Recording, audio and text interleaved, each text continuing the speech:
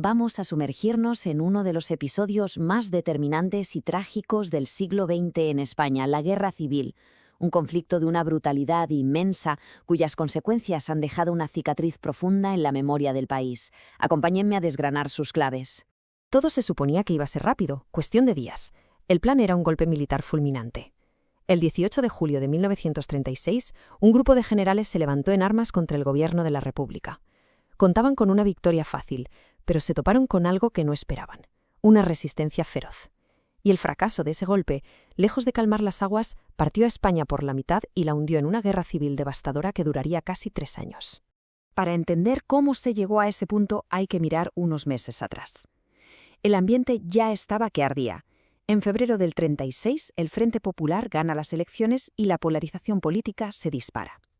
En ese caldo de cultivo, varios militares, con el general Mola como cerebro, empiezan a conspirar. Pero, como se ve aquí, el golpe choca contra un muro en ciudades clave como Madrid y Barcelona. Y entonces el gobierno de Giral toma una decisión que lo cambia todo: entregar armas a las milicias populares para que defiendan la República.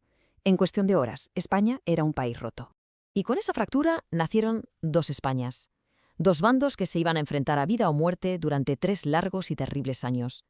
A ver, ¿quiénes eran estos dos bandos? Por un lado, tenemos al bando nacional, el de los sublevados. Su objetivo, declarado por ellos mismos, era muy claro: acabar con la anarquía y liquidar a los que llamaban enemigos de España. Su ideología era una mezcla de autoritarismo, conservadurismo, ultranza y un catolicismo muy militante, con el general Franco consolidándose poco a poco como el líder indiscutible. Y en el otro lado, el bando republicano. Aquí el panorama era mucho más complejo. Un abanico ideológico que iba desde republicanos moderados y demócratas hasta socialistas, comunistas y anarquistas revolucionarios. Su único nexo en común: defender al gobierno legítimo.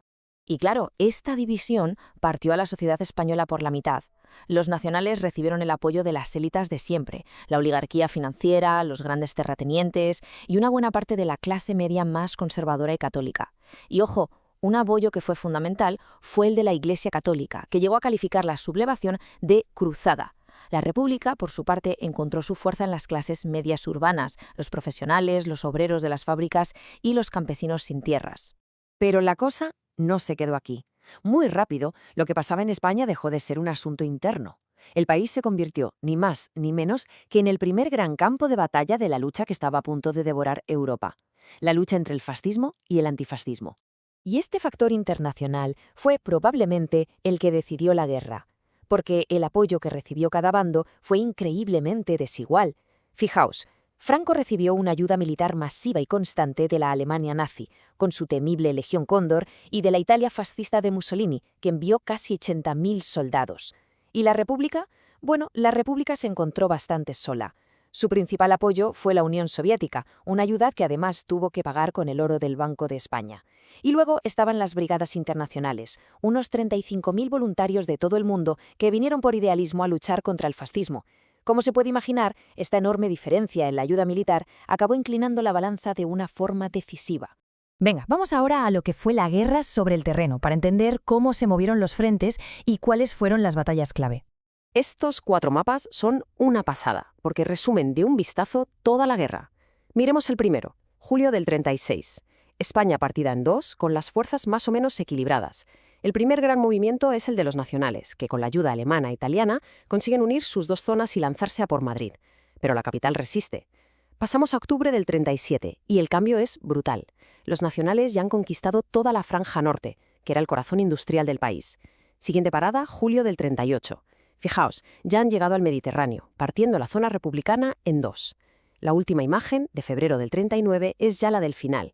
Ha caído Cataluña y la República está a punto de colapsar. Si tuviéramos que resumirlo, estas serían las fases decisivas.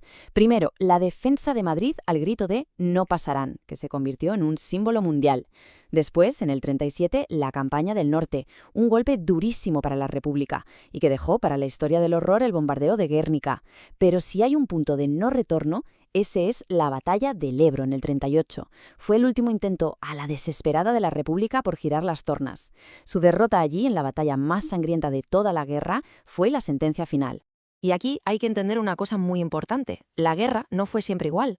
Pasó de ser una guerra de movimientos, con avances rápidos al principio, a convertirse, sobre todo tras la defensa de Madrid, en una terrible guerra de posiciones. ¿Qué significa esto? Pues frentes casi estáticos, trincheras, un desgaste brutal y un coste en vidas humanas altísimo por ganar unos pocos metros de terreno, muy parecido a lo que se vivió en la Primera Guerra Mundial. Y así, el 1 de abril de 1939, la guerra terminó oficialmente.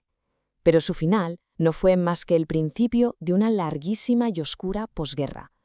Las consecuencias proyectaron una sombra sobre España que duraría décadas. Vamos con las cifras, porque a veces un número lo dice todo. Se calcula que unas 300.000 personas murieron, ya fuera en el frente o por la brutal represión que se desató en las dos retaguardias durante la guerra. 300.000. Pero el drama humano no se quedó ahí. Miren esta otra cifra, igual de escalofriante. Otras 300.000 personas tuvieron que huir del país, empezar el durísimo camino del exilio. Una generación entera perdida para España. ¿Y los que se quedaron? Pues para muchos de ellos el final de la guerra no trajo la paz. Más de 270.000 personas acabaron en prisiones y en campos de concentración. Fue el inicio de una represión sistemática que se alargaría durante toda la dictadura. Y si hablamos de lo material, el panorama era desolador. El país estaba literalmente en ruinas. Hablamos de 500.000 de viviendas destrozadas. La producción industrial se hundió un 33%, la agrícola un 25% y la renta media de la gente cayó casi un 30%. Un desastre económico total. Y junto a la ruina material, llegó la ruina intelectual. El exilio fue una auténtica sangría de talento, imposible de cuantificar.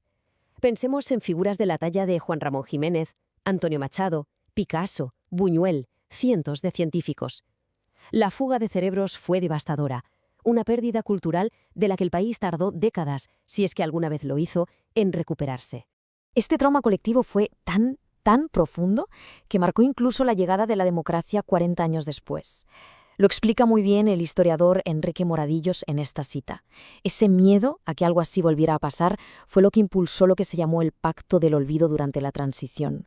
Un acuerdo no escrito para básicamente no remover el pasado y poder construir un futuro en paz. Y esa es la gran pregunta que sigue flotando en el aire hasta hoy, ¿verdad? ¿Es posible construir un futuro sólido echando tierra sobre un pasado tan doloroso? Es una cuestión que sigue muy viva en el debate público español y que nos recuerda que las heridas de aquella guerra, aunque lejanas en el calendario, siguen formando parte de lo que somos.